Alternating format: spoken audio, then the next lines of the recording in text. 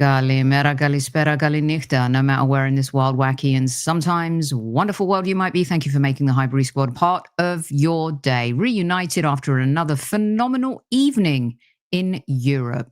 But how's everyone doing so far this season? With the holiday season coming up, we thought we'd pause, take a minute, and play teacher this evening with one of our favourites. Let's rock and roll, squaddies.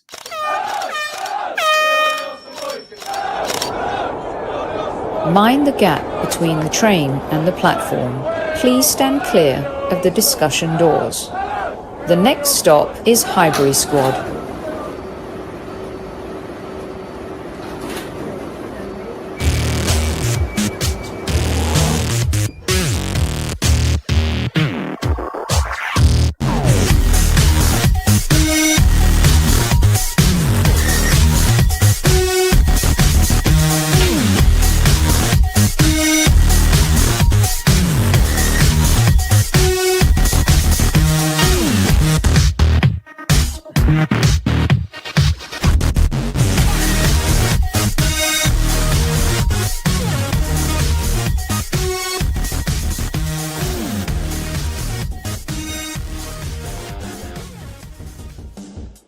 Who will be Arsenal's hero this season. And we've seen some good performances. We've seen some dodgy ones. But right now we're going to dive in with Pedro and we're going to start grading and you guys are going to get sucked in too. So get your tablet, get your pen, your paper if you're old school Generation X style like me.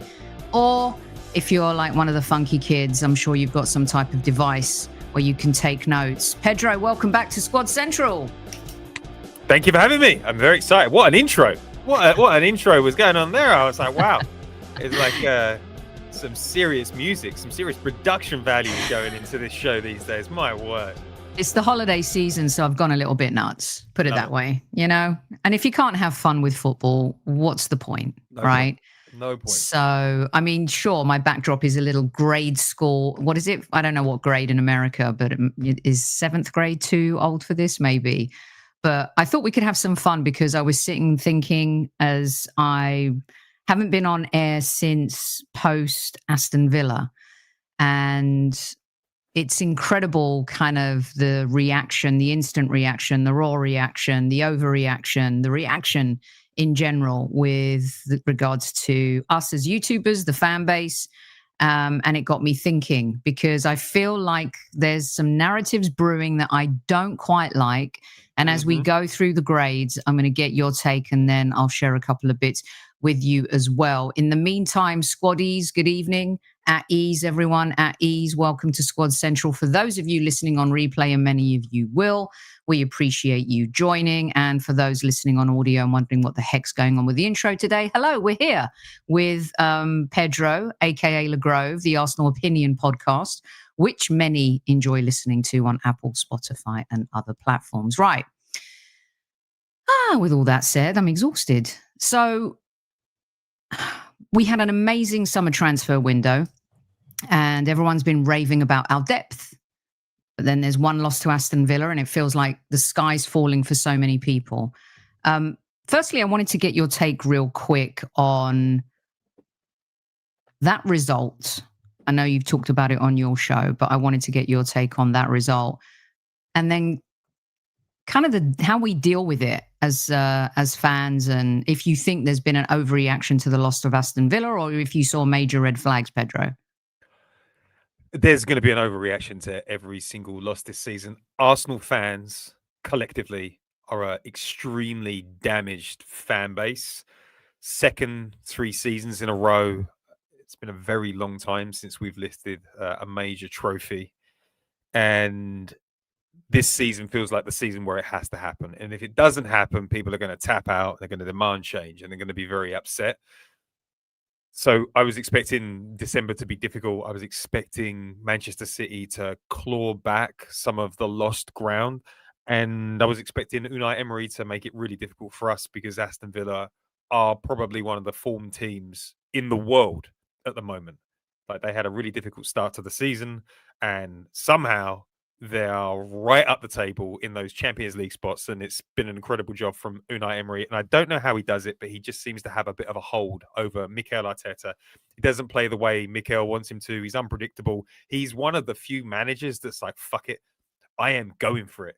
I am going for it, and I'm going to throw bodies at it, and I'm going to get a win, and it's going to be like my mini World Cup for the season. So I expected the reaction to be quite bad, and I think it's actually like quite unfair. Not many teams can be missing their two most important centre backs, suffering the amount of injuries that we've had, and coming off the back of a really, really difficult run and getting done at the very last minute. You know, I was typing out the tweet.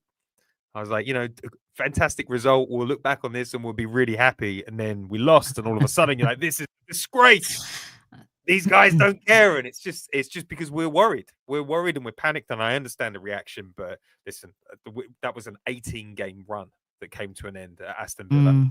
That we really shouldn't be getting that panicked. And you know, then we go away to Club Brugge, smack them up, and now we're back in line to win a few games and carry on our march. Get out of December in a good position, and we are in the promised land, at the pearly gates of the promised land.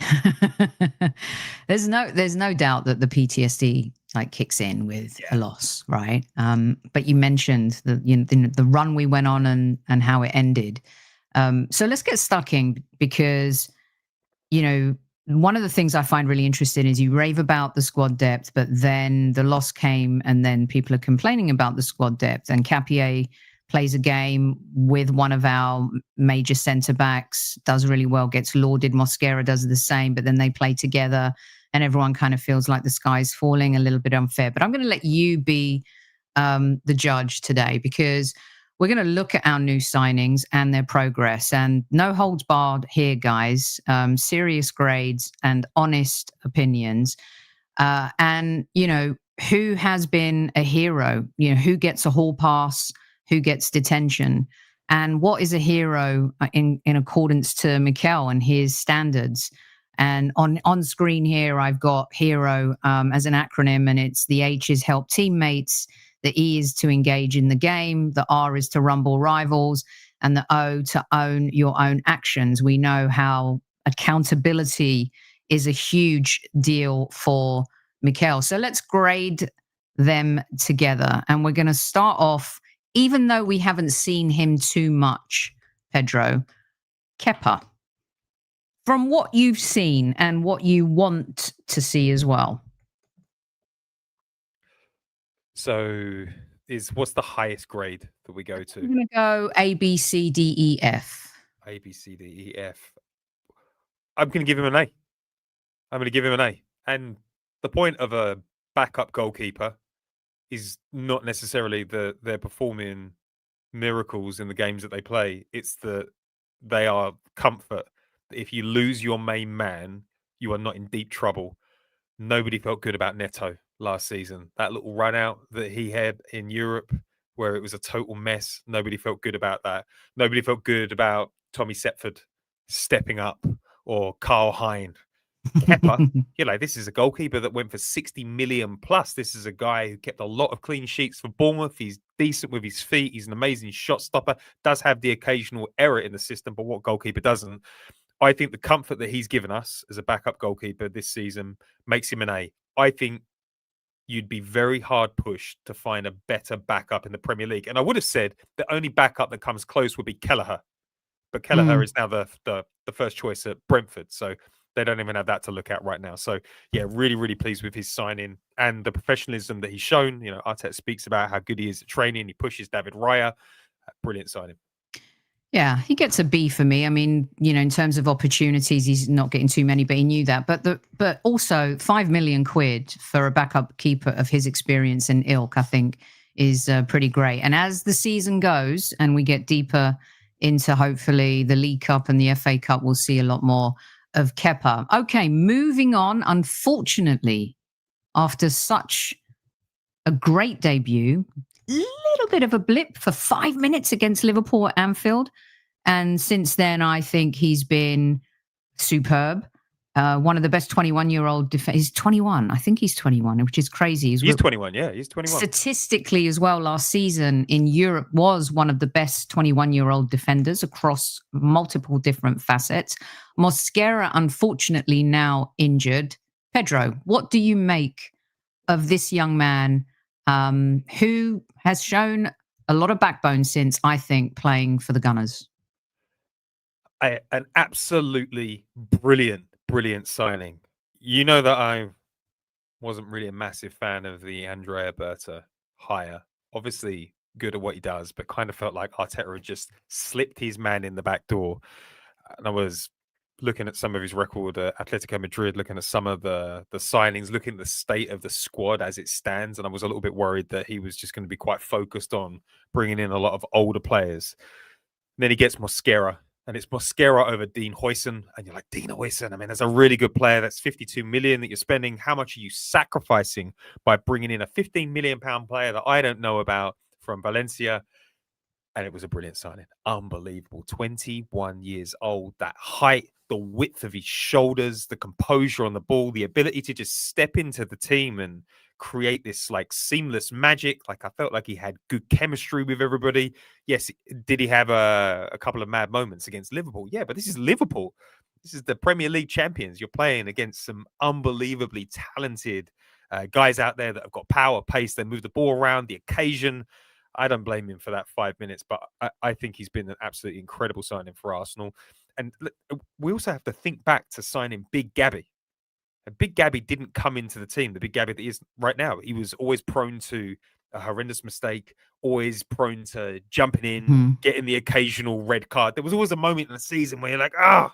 And then he had that sort of lack of focus moment where he was maybe thinking about moving to Saudi, and Arteta benched him for 3 games, and he's been incredible since. It takes a long time to bed into a team because being a great defender at Arsenal isn't just about your talent. It's about the chemistry. And you only get to chemistry by playing a lot of games. And he hasn't played a lot of games. I think he's one of the best 21-year-olds I've ever seen. I think that this is, one of the premier Berta signings of the summer. Really, really happy to have him at the club.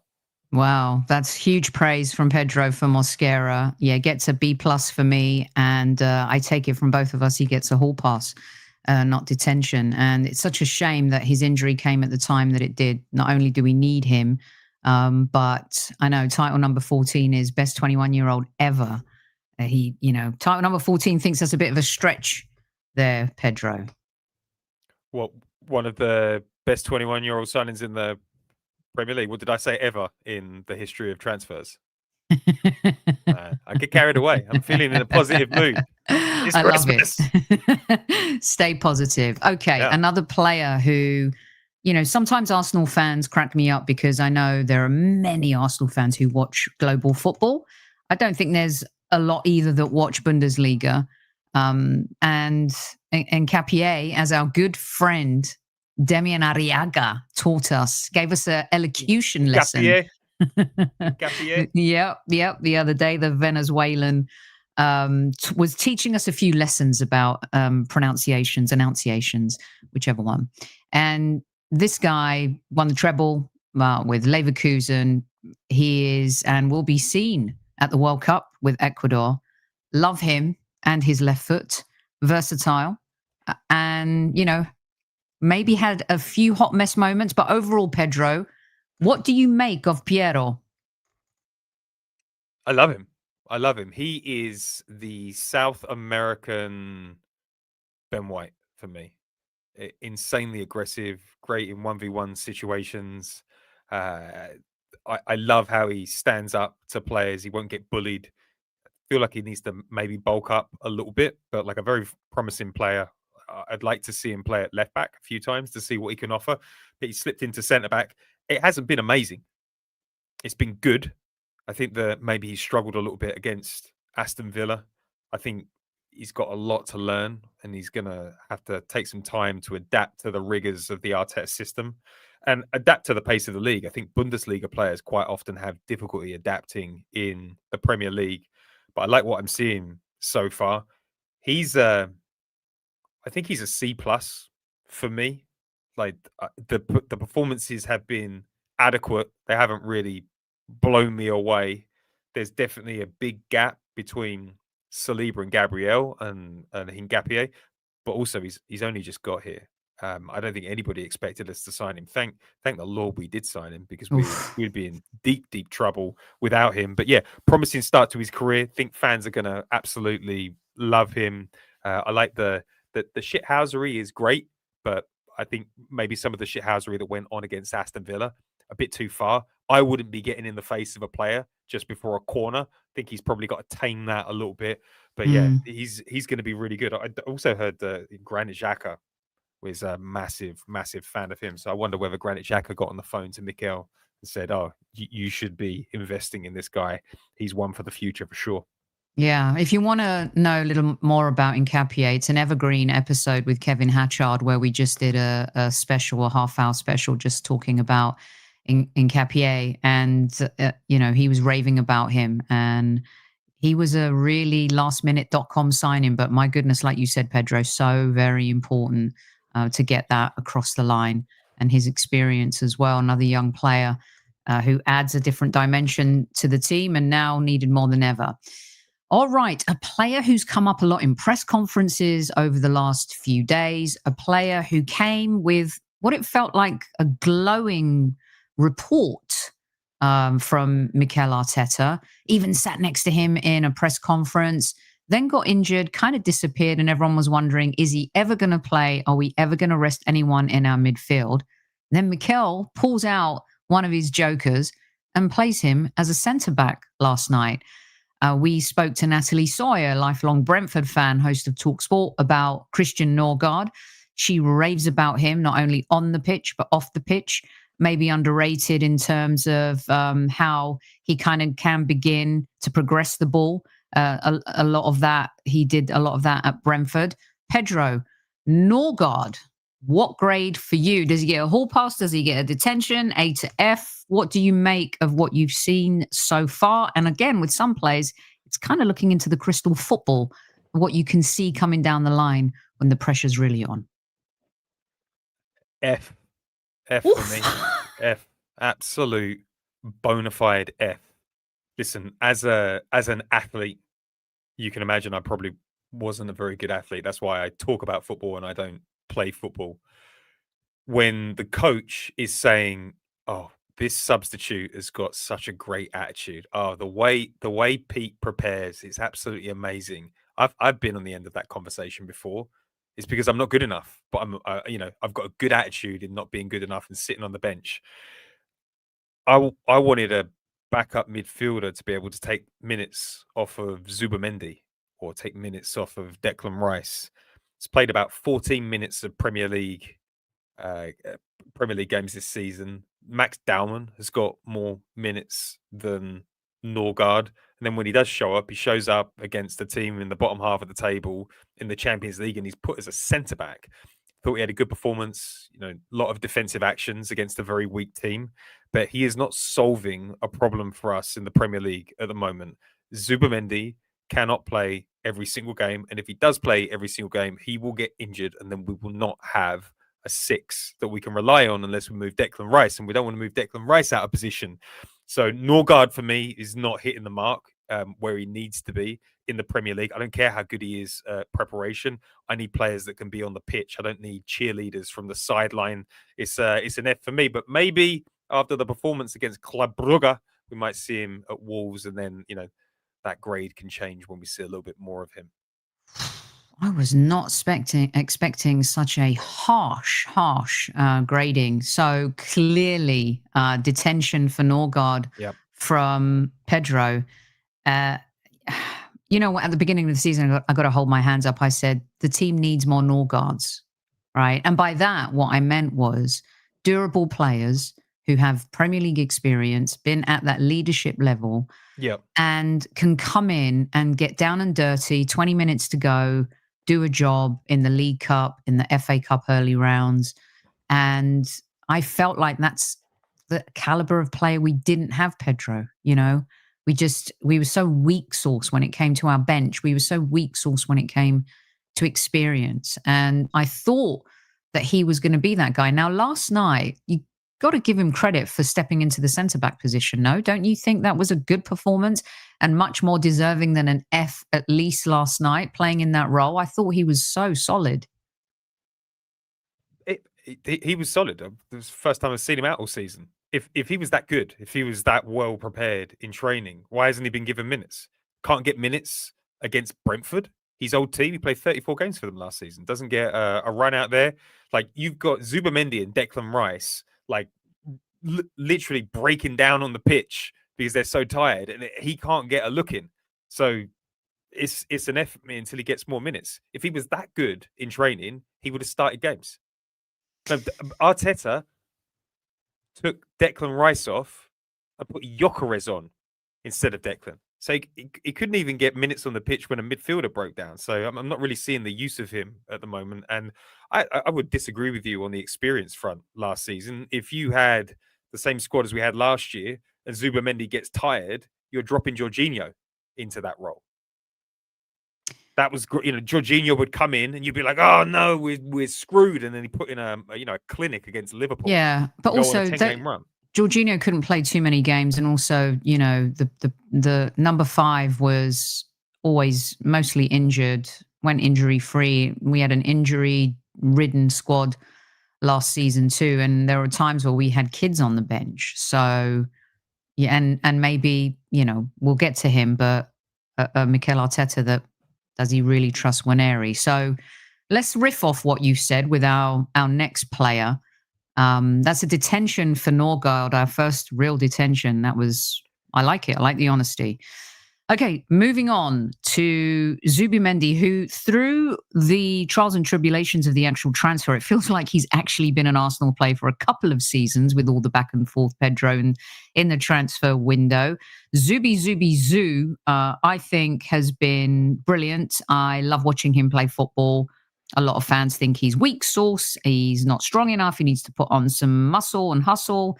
And some fans also think that he doesn't show up in the big games. What do your eyes say about Zubimendi? A++++. 12 out of 10. This guy, if he was at university, he'd be getting a PhD ×2. Unbelievable signing. Best signing in the world last summer. Disagree with me, comment section. I dare you. Best signing in the world. Most consequential signing in the Premier League this season. He's an unbelievable player. I was a bit worried. I was like, I don't know. Like, I feel like the archetypal 6 in the Premier League at the moment is a Declan Rice or a Caicedo. You need power. You need pace. You need aggression.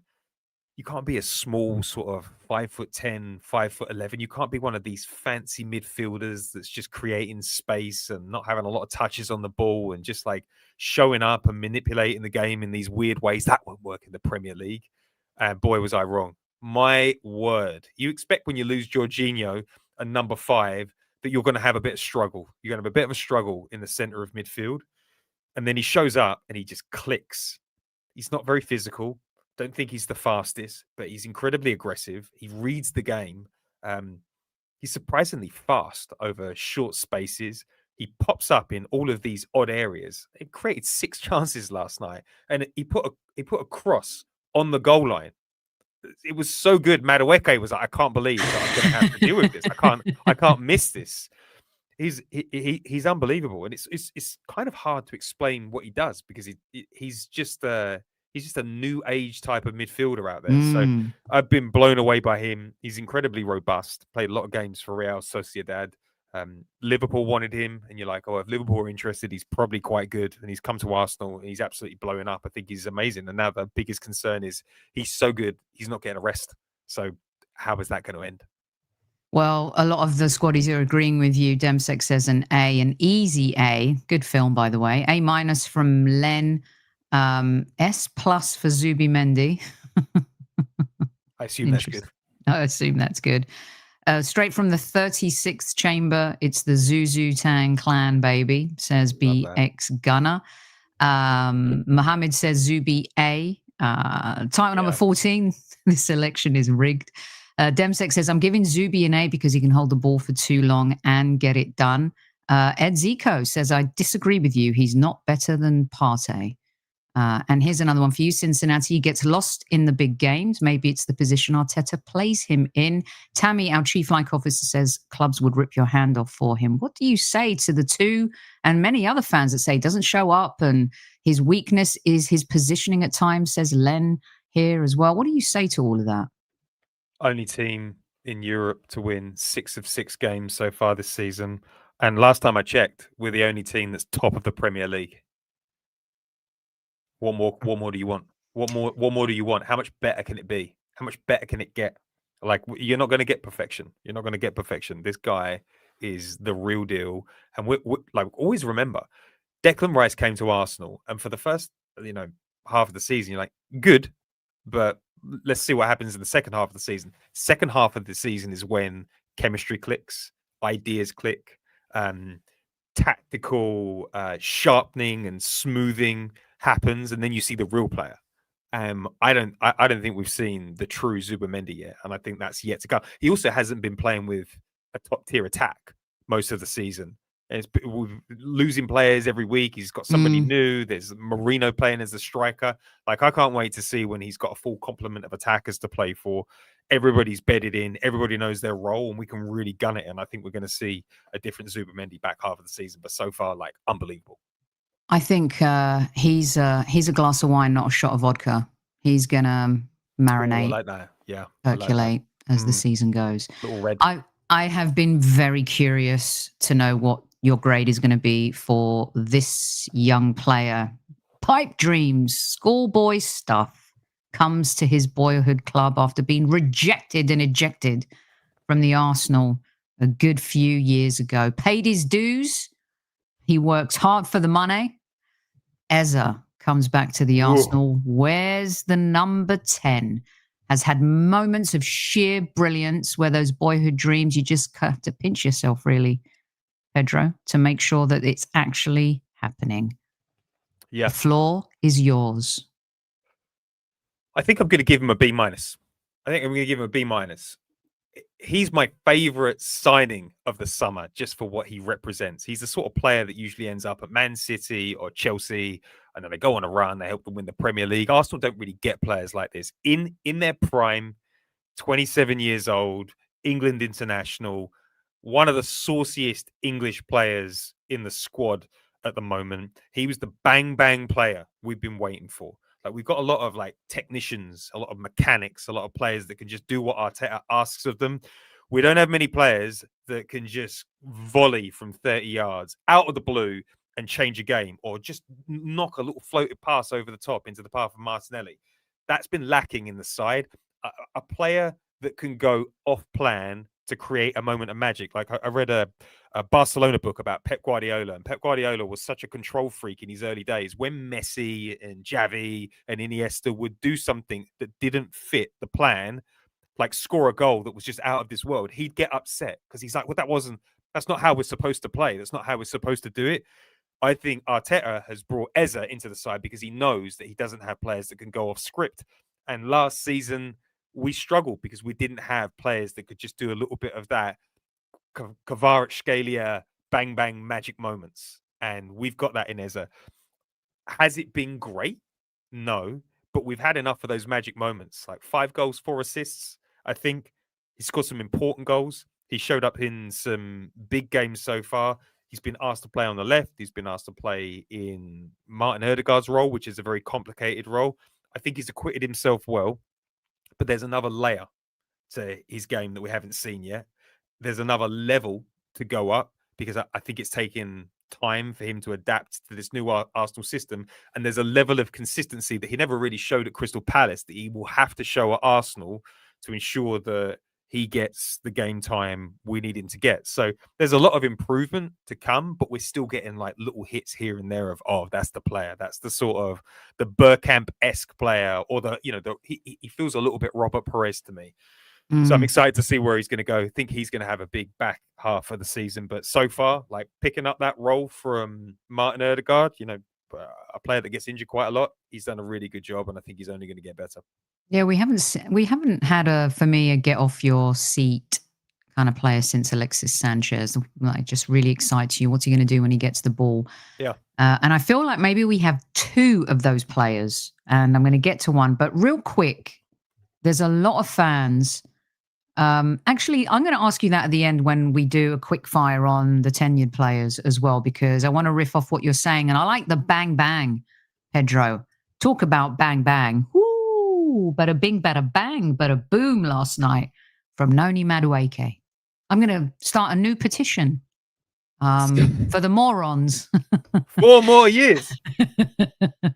Yeah. That bang bang you're talking about, the individualism, the can change a game on a whim, the technical ability, but the balls to just do it is what we have been missing in this team, and I feel like we have to take it away with Madueke. I love this guy.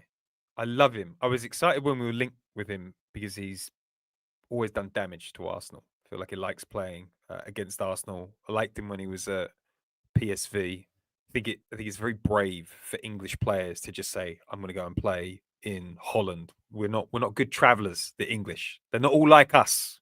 They're not all like me. Sorry, totally forgot that. I didn't like the fee, 55 million for somebody that doesn't have a lot of end product. Didn't feel good, and I don't think we paid 55 million. I think that we probably paid closer to 35 million. But we had a big problem last year. We put Raheem Sterling as the backup to Saka, and he wasn't able to do it. He was absolutely awful. So it was always going to be an upgrade there. He got an instant start, this year, an instant run of games when Saka picked up that injury. And I thought he acquitted himself really well in the game. He's very direct. He's extremely skillful. Like, I love the way that he moves his body, but there were no G's and A's. And I think Chelsea fans were like, yeah, we've seen that Madueke. We know what he's all about. He shows up. He's good for comps, but the G's and A's aren't quite there. And I made a little prediction over the weekend. I thought that Madueke would get 15 goals from now until the end of the season. And the boys on the podcast, they scoffed. They spat up their coffee. They were disgusted by the prediction.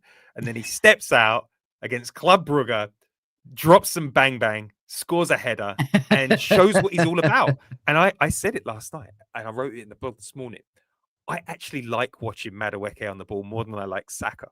And I know that's a terrible thing to say. It's not. Do you know what I mean? It's like there's something about the way that he moves with the ball. He's like more unpredictable. Like, he does crazier things. He's got like a real sort of Brazilian Gabby Jesus air about the way that he moves, and it's starting to pay off. Like the little move to Ben White at the weekend. But that goal, just getting the ball from out under your feet, holding up a challenge, moving into the middle and saying, "Fuck it, I'm just going to smash one from 28 yards." Again, we lacked that last season, and then he inspires Martinelli to do it on the other side in the second half, and you're like, wow, where have these players come from? We've got like Kevin De Bruyne's all over the pitch at the moment. We're scoring open play goals we had no right to score. And I just love having players like that in the team, difference makers. And if he develops that way, it could be a mini version of a Mo Salah for Arsenal. Is that too far? Maybe. But I like sure. what we've got here. I feel like we don't have a backup for Saka. We have an alternative for Saka. And I think that that's an important point to differentiate on. Yeah. You mentioned the Saka thing. Saka is predictable in the sense of his positioning. He's going to hog the line and then come in. He always wants to come in on his left. Where he's unpredictable is after his second move. Is he going to take the shot? Is he going to pass? Lately, he's just been taking shots, and I think has been taking some bad shots. And we've talked about it here on the show. With Eze and Madueke, they just don't wait. They take shots. They take risks. They pull the trigger. It's the same thing with Odegaard. Hit it. Just hit it. No, I'm going to take another touch. Saka, because Saka scored some bangers. When he gets hold of that ball, it's just so beautiful the way he curls it with his left foot. With Eze and Madueke, you're right, in the sense that here we have two really good players who aren't going to be consistent week in, week out. And I think, I'm not saying they're crazy geniuses, but super creative people, have writer's block one day, 2 days, but then something happens and, they get that juice going again and they get creative again. So I love this guy. I supported him from day one. You can ask the squaddies. I have just really thought that he could add a different dimension, and I think he'll go to the World Cup as well. I think he will challenge. That'd be amazing. Yeah, I really do. I think Saka will go. Goes, of course, Madueke, Eza, Rice. I think a lot of our boys go to the World Cup. So yeah, for me, he gets a hall pass and then some, Madueke. But for the injury right now, I think we'd be even more. I think he would be ahead, of course, with goals scored for me. But I also think that, maybe we beat Sunderland. There's something when you need an X factor, you don't want players like him missing for too long. Would agree. Okay, so the squaddies and their conspiracy theories are like, why are you keeping this player to the end? What is coming? Well, I've gone positionally. I started with the keeper, went defense, midfield, and now attack. But I hope it's not going to be attacking VIKTOR Gyökeres, understanding his nuances, perhaps. I don't know which side of the fence Pedro has been sitting, but we're going to find out right now with his grade and if he gets a hall pass or detention. VIKTOR Gyökeres, who for the last week or so has definitely emerged as a new Arsenal scapegoat among some fans. Pedro. That's me. That's me. Were you a Sesko guy? Is this because you were a Sesko? I'm finding the Sesko guys, some of them just want to be right, but I don't think you're that kind of guy. I was a Sesko guy for sure. I kind of fell out of love with him a little bit when he wouldn't come and compete because Kai Havertz was here. I was like, oh wow, back yourself, my friend. That's a bit weak. And the transfer fee that they were looking for in the summer got a bit out of hand. I don't think I would have paid 90 million for him. I also don't think that, regardless of how Sesko's playing for Man United at the moment, I don't think it's over for him by any stretch. He's younger, he's got superpowers as an athlete, so things can still happen there. I was a not VIKTOR Gyökeres guy from the start. I've never seen the appeal in him, and that's for a number of reasons. I felt like he's quite a one-dimensional player. He's playing for a transition team in Sporting, scores a lot of goals that are very similar, and he didn't look like he had a lot of pace. And I wasn't sure whether that sort of Cristiano Ronaldo body was going to translate well into the Premier League. But I was willing to give it a go, and I have been massively underwhelmed. My expectations were too high. I have been really, really underwhelmed by this guy. At core, I don't believe that he has superpowers. I don't think he's very fast. I don't think he is very powerful. I think he gets subsumed by big Premier League defenders. His first touch is really not very good. His link-up play isn't great. The hard running, I just don't care. It's like, okay, he occupies defenders. Ivan Toney occupied defenders as well. There's a lot of strikers in the Premier League that occupy defenders, but can create more. And I think a lot of people say, these players, they're just not finding his run. It's like, listen, if Arsenal players aren't finding your runs, there's something behind that. And I think there's a lack of trust having him as the tip of the spear. And the longer this has gone on for, the more people have said, look at the way that he runs, look at the elite mentality that's coming through in his eyes. The more I feel that they're just, scraping the bottom of the barrel to find ways to justify that this guy is really not at the level. Like, he's a backup striker at best. I think Eddie Nketiah offered more in the final third than VIKTOR Gyökeres has over his 18 games so far this season. He's scored in 4 games. The biggest fan of VIKTOR Gyökeres is Johnny Cochran. And Johnny Cochran's big thing for me is he had a great 45 minutes against Burnley. And he did, but it was against Burnley. Where's the flat track bullying against Club Brugge? 3 shots, 1 on target. He's just coming back from injury as well. But he's been doing this all season, Sophie. He's been doing this all season. And then I get the palate cleanser. I get the striker palate cleanser, Gabby Jesus. Oh my gosh, he comes on and he shows me everything that I wanted in a striker. His superpower can create something out of nothing. Draws players in, can drop deep, can go wide, can cause chaos, can also occupy defenders, can also press, can also run hard. Injury prone, yes, but I think I would prefer Gabby Jesus in the starting 11. I would prefer Kai Havertz in the starting 11. And I'm going to be perfectly honest here, Marino's a better striker for me. A better striker based on what we've seen so far this season. So he's fourth choice striker. We've taken 5 years to get to an official number 9, and he's fourth choice for me. And I think he's going to tail off as the season goes on. I don't think he's the chosen one. It reminds me of the time we signed Lacazette and then had to fix it in January with Aubameyang. So not happy with him at all. It's a D. Absolutely. Yeah. Ruthless from you. I'm going to read some comments out to you. A B due to the manager not playing to his strengths. Says Len, Arsenal Manic. He's been shocking. Looks overweight too. He's shredded. I said that the other day and I got told off. I was never convinced by Gyökeres personally. I give him a C, says Boy. Mohammed says VIKTOR Gyökeres gets a B. And Arsenal Manic's rating was a 6. We're doing A, B, C, D, E, F. Get it right, Arsenal Manic. Michael says, not an Arteta player. We don't play to his strengths. You see, when Havertz is fit, he will start. And let's see. DJ says, I don't get the Gyökeres worry pandemic. The guy needs to get in form, right? Relax. BX Gunner says, Gyökeres needs a better system. He's not being utilized correctly by the manager. Demsek Can we just talk about that one? Yeah. How can you get a better system than the system that has you winning 6 out of 6 games in the Champions League, and we're top of the Premier League, December 11th?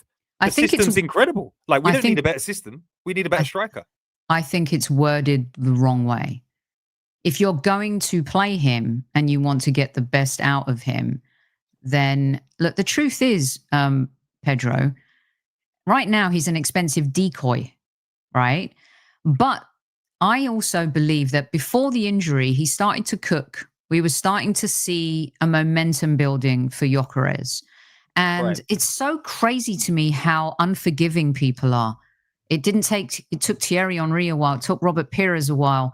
It takes players a while to adapt. The weight of the shirt also doesn't, come easy for some players. There was a lot of pomp and circumstance before he signed. That comes with an intense amount of pressure, but we bought him to score goals. But the truth is, since he's been in the team, other players around him when he's played have scored goals. Saka does have more freedom. He's not being hit by, with 3 players. Gyökeres will take 2 defenders. The space opens up for Leandro Trossard. Why is Trossard better this season? Why is he getting a little bit more freedom, with the ball? I feel like the guy came in, he's adapting to a new league. He went off injured, has come back, and he's playing the way Mikel wants him to play. And I'll just finish with this and let you finish. Is the same thing was being said about Martinelli last season and the season before. Why? He keeps looking down. He doesn't pass the ball. He's not bringing anything to the squad. Everyone now is competition in every single place, and we're seeing the best of some of these players. But the truth is, what you didn't like was the way Mikel wanted Gabby to play, right? And you can see like the value he brings off the ball. And off the ball is huge for Mikel Arteta. So sometimes it isn't the player. It's the way the player is being asked to play. You know why he doesn't get the benefit of time? Because he's 27 years old. We've got like 3-4 seasons max. The point of signing 27-year-olds is they hit the ground running, especially in that striker position. Thiago at Brentford, 11 goals in 13 games. For Brentford, he's more physical. He's faster. He's scoring a wider variety of goals, cheaper. And he's doing a brilliant job. It's like VIKTOR Gyökeres scored 52 goals last season in 54 games. He was signed to be a flat track bully for Arsenal. And he doesn't have those ingredients. He looks like, the player that we've just bought off Coventry, not a player that we've bought off of winning a Puskas award or whatever he got last season. Not a Puskas award. It was I can't remember, but he won that big award. It is just really disappointing. And I think my big concern, I've watched a lot of strikers come in and out of Arsenal.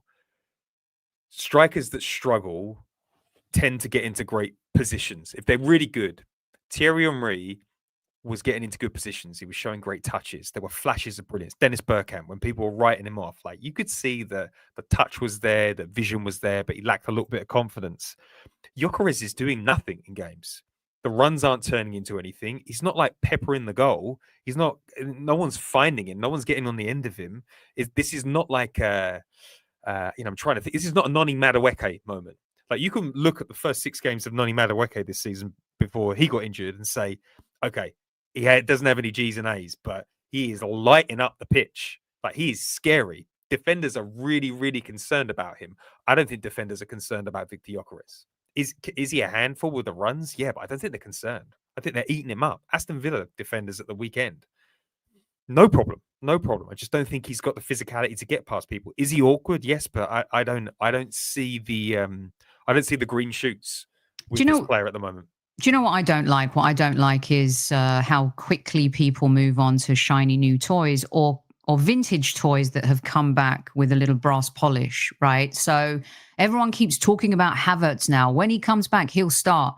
Havertz offers this, offers that. Well, you've all, not all, and many of you have been killing Havertz for the last couple of seasons. It's just bullshit to me, Pedro. Jesus comes on, right? He's a different player. He's a different number 9.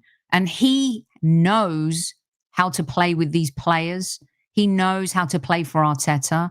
It's like putting on a glove, right? You come back, it's like riding a bike. You know, it feels like Gyökeres is riding his Arsenal bike still with the training wheels on. But for some Arsenal fans to start suggesting that Jesus should be the guy now, and I'm not even factoring him in. You know why? Because I'm just waiting for the shoe to drop, the injury shoe, God forbid, to drop, right? And you're not taking him back. He's a player that's come in and played well, and then he goes off the boil, and his cameo was brilliant. Of course, it has to be brilliant. There's a January transfer window coming. You know, is he staying? Is he going? Do we need to capitalize now? Is he in the shop window? This is what I don't like. Don't make VIKTOR Gyökeres the scapegoat. He's only been there 5 minutes, and I get it. He's 27 years old, yes. But age isn't a factor when you add all of the other components to why he might be performing. And I can't wait. Even you, Pedro, fans like you, all right? YouTubers like you. I'm the guy. I'm a hater. I am a hater. I can't wait for Gyökeres to have his seminal moment like Eze did against Tottenham. Why isn't, excuse me, but I'll say it here. Other than the Man City pass, the Crystal Palace Karate Kid goal, and the hat-trick, right? We've played a lot of games. Eze's gone missing in a lot of games, but he's had those seminal moments, so we're more forgiving, right? I think that with VIKTOR, it's just a little bit more complicated, and I can't wait for him to shove it down all of your throats when he starts scoring and having his seminal moments for Arsenal.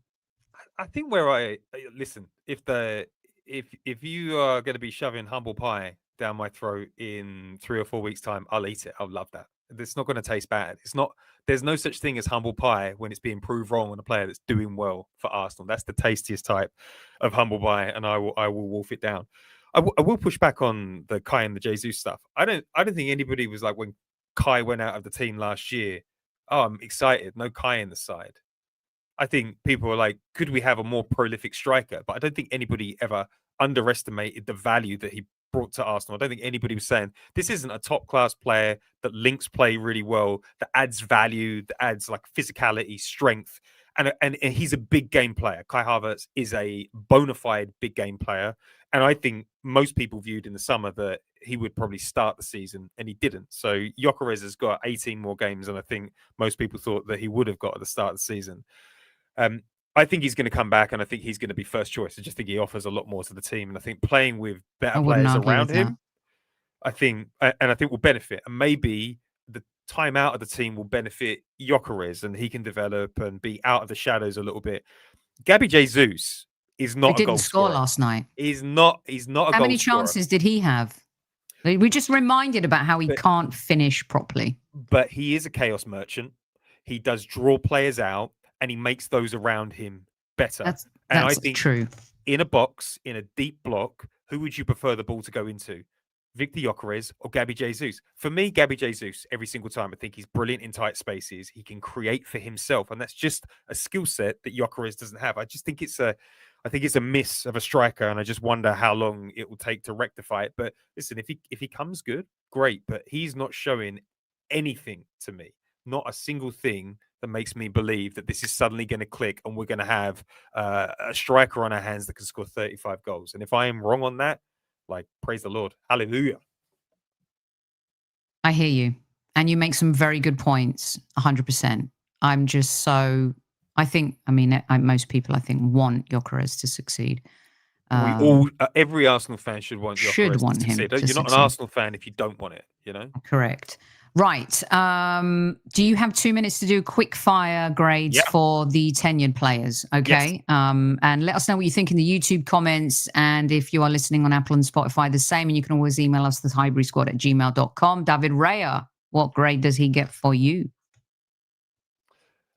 I will give him an A. I think he's been brilliant this season. And made one mistake, one glaring mistake so far this season. The Tottenham game, that one? One major mistake so far this season. Kicking's been great. He claims crosses. I think he's the best goalkeeper in the Premier League by a stretch at the moment. And, you know, the Tottenham mistake, getting caught out by Richarlison scoring from that distance, I mean, that is a worldie of a hit, an absolute worldie of a hit. Even if he was on the edge of his box, he would have struggled with that one. So, I don't, and that's part of the game. You know, if you want the benefits of Raya, you have to accept that maybe once or twice a season something like that's going to happen. But he's kept a lot of clean sheets this year. I think he's absolutely brilliant and a very unexpectedly good signing for me. I'm not sure that I saw that hype when he was at Brentford, but I couldn't have been more wrong. I got that all wrong. Yeah, really, really good. Hey, major humble pie. That slice that's coming to you on Gyökeres, I had to eat a whole one on David Raya with cream on top as well. Yeah. What about Benjamin White? Another player, forgotten man, comes back, I think has shown the value of why we love Benny Blanco. Yeah, feeling like this is a B- right now because he's getting back to full fitness and he hasn't been available. He's been available, but Arteta hasn't fancied him so far. But I've enjoyed having him back in the squad. I think everybody sort of says, when you've got Ødegaard, Saka, Benny Blanco out on that right side, it's just better from an attack perspective, and it's hard to disagree. But it's good having him back in. I thought he was getting frozen out at one point, but he seems to be back in favour, taking minutes off of Timber and not missing a beat. I love him as a player. He was the first player that Arteta signed where you're like, this guy reflects the new Arsenal. And what a pro. Yeah, I love him too. A hall pass for Benny Blanco. Okay, here we go. A player who's been one of my favourites, if not my favourite this entire season. The quick fire grades for the tenured players. And I say tenured, some of them have only been there for 2 years. Jurriën Timber. Whoa. One of our best players this year. One of our best players. He's getting the same grade as Zubimendi. Best right back on the planet. I won't hear another name. Brilliant in 1v1 defending. One of the most tactically astute players in the game. Can drop into centre back. Incredibly robust. After that ACL injury that he had, he's showing up in the final third. He's a bully from set pieces.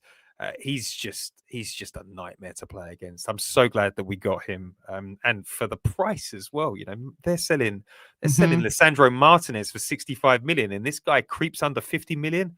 Disgusting. Arsenal really got their own back on Ajax there. I love having him in, and also, underrated aspect of his game is his leadership skills. This is a real student of the game. We're lucky to have him. I totally agree. He's even made me pray to Jesus more. So there's that. A hall pass for Timber. All right. He was a hot mess last season. Organized chaos, they say. What do you say about the Italian stallion, Calafiori? Wow. An A for me. Just an exceptional athlete, an unbelievable player. He's just one of these freaks that Arteta seems to pick up. And you're like, what is he going to do with a roaming centre-back that does what he wants? And for all of the criticism of last season, when people are like, Arteta, he's too structured, it's boring.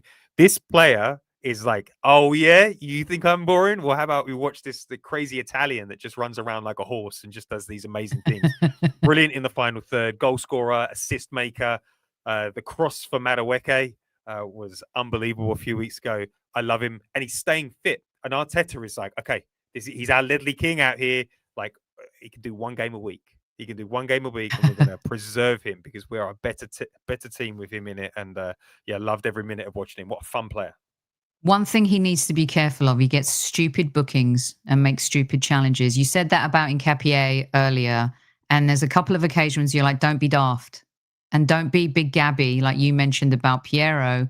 I feel like Calafiori has that in him a little bit right now, and he's got to eradicate it ASAP. They're all like that on the left. Miles is the same. Like, comes on, like, gets caught flat-footed, lumps someone over, yellow card. You're like, oh, God's sake. And he's next. Miles Lewis Skelly, superstar last season, came out of nowhere, filled in a void where injuries just absolutely ravished us on that left side. And this season, he's not really getting those starts. And when he has come in, for me, just hasn't been the same. Has the England thing rattled him or not? Pedro, Miles. Second seasoned itis for Miles Lewis Skelly. It's a D for me. It's not been a good season. I don't think he's been good since March, maybe when he's getting close to signing that new deal. He's got to reinvent his game a little bit. He's got to get back to his confidence. He's got to stop doing silly things. He's got to be a little bit more focused. He will get better and better. The England thing, I don't believe that really rattled him, but it is a test, and it just goes to show, if you're not in contention for the first team, you're not going to get all of the accoutrements of success. So love him as a player, love his attitude, love that we've got him at Arsenal. He's still a teenager. It's a freak of nature that he's even anywhere near our starting 11, but must do better. And those saying that he's not a left back, he should be playing in midfield with the people raving about him being a left back. Yeah, he's a left back. Okay, that's Miles for you. Just a few more. We could do all of these together if you like or not, but I just love this photo from, I think it's now.arsenal that did this. It's for those listening on audio, it's Declan Rice, William Saliba, Saka and Martin Odegaard walking across Abbey Road. And do you know what? I absolutely forgot to post my photos, and how dare I, of Mikel Merino and Big Gabby. Like, who does that? So I have to find my Matrix bow tie photos of Big Gabby, which I think are here. There he is. Big Gabby, Saliba for you. We'll start with those two, and then we'll do the others real quick. Gabby and Saliba, couple of A's. I would maybe knock Big Gabby down to a B because taking an injury into Brazil camp, knocking yourself out for 6 weeks, not the sharpest move. Really not the sharpest move for someone as experienced as him, who's missed chunks of the season in the past. Would hope he'd be a little bit mature on that front, but on the pitch, he is the best centre back in the world for me right now. I think he's been incredible. Hopefully, he comes back in the same form. And Saliba, Saliba A as well. It's amazing that he's more of the sort of movie star of the two. Yes, Big Gabby's like TV star, he's movie star, but they've kind of like switched out positions a little bit, and not because Saliba has been weak, but everyone's kind of realizing that Saliba tends to look more amazing when he's got Gabby next to him. And I just think that the leadership and the passion and the set piece stuff just edges it for Big Gabby for me. It's like the leading actor and the supporting actor, isn't it? Yeah, agree with that. Yeah. Yeah. Kind of like, it reminds me of Rain Man real quick, Tom Cruise and Dustin Hoffman. But anyway, there you go. All right. Real quick, Ethan Waneri. I know I've kept you over, so if you got to go, we can wrap up as well. No, it's fine. Well, I'm fine for time. Ethan is a difficult one. You almost want to leave him ungraded. You didn't show up for the exam, mate. It's hard to judge you. But the tiny cameo that he got last night gave me a little bit of hope that maybe he won't get shunted out on loan. But I have a little feeling that he's getting Ramsdaled a little bit. Maybe not Ramsdaled out the club, but you could see him picking up a loan move to a European club in January, because he really has fallen quite a long way from favour. And Eza's picking up Odegaard's position, and he's not getting any love out on the right because Madueke is picking up that role. It just doesn't feel like there's a good place for him to get minutes at the moment. Like, he's a great talent. I think he's going to go a long way in the game, but this is just a really good Arsenal side at the moment. And if you're not hitting the 9 out of 10s for performances, you're not going to get minutes. And he's clearly not catching Arteta's eye in the same way that he was last year. I agree. That was actually my alarm going off because apparently I'm doing a segment in 10 minutes. And so I have to actually go. Can you believe that? And I was only supposed to be on air with you for 45 minutes, but we're going to do Martinelli and we're going to do Trossard before we go. I'm assuming Declan and is an A+++++++. Declan, yeah, A++. And also, I want Martin Odegaard. Do you play him or Eza? Who are you starting? Martin Odegaard, I think. I think he's out of favour with fans at the moment. I don't know why we all fall out of love with him so much. Everyone thinks he's boring, but I think that I would probably start with Martin and then maybe do a little bit of experimentation with Eza out on the left. I think Martin Odegaard, he's a C for me. Plenty more to grow in his game. And then Martinelli, I think he's a B-. He's come back. I thought he was going to be exited in the summer, and I wouldn't have cared. But he's shown some signs of life. Broke the Champions League record, scoring 5 goals on the bounce this season. First player to do that in Europe so far this year, and he just looks back to his best. So I'm really excited about him. And Trossard. Trossard. You got to put him on that A. You got to put him in the A's. Just showing up. Thought he would be out this summer as well. Oh no, he's going to have his. He's in a contract year, I believe. I think he's going to continue to perform like this, and I think he's going to be a difference maker and maybe look like one of the best small fee signings of the last 5 years. Remember when we were all purring over Mudryk for 68 million, and then we got Trossard, and we're like, that feels boring. It's not so boring now, is it? It's not boring now. He is coming into his own. What a player. It's not so boring now. Brilliant stuff from you. Before we go, tell everyone about your event in London that's coming up, Mr. Pedro. Yeah, we're really excited. We've got our first ever live show in London. It's happening at the Park Theatre. Jacob Hawley, Johnny and Matt, we're all going to be there. We're going to have a music guest. We've got another special secret guest that's going to show up for that event. So yeah, we're really excited. So I'm flying out to London on Tuesday. There's no Arsenal game that I can go to because I can't go to the Everton on the Saturday, and I fly out at the League Cup game. So it's like, no, it's the first time I've been back to London this year. So I'm just going to have to watch the game in Finsbury Park with some friends, and hopefully I'll bump into some of the squaddies. Amazing. Please make sure that you follow @LeGrove. Get the info for the event. Go support Pedro and the guys. One of the best out there. We really enjoy what you do, and we always thank you for coming on and spending your time with us, Pedro. Brilliant stuff from you. Get your grades rocking and rolling in the YouTube section, everyone. Let Pedro have it. Or does he get a hall pass or detention with you guys? Grade me. Grade him. Until next time, squaddies, at ease. Don't forget to tell your loved ones you love them. Good night.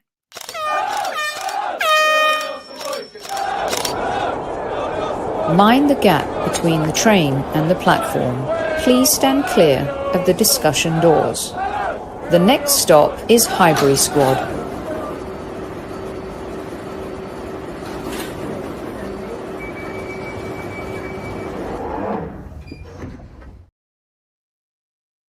Gotta go.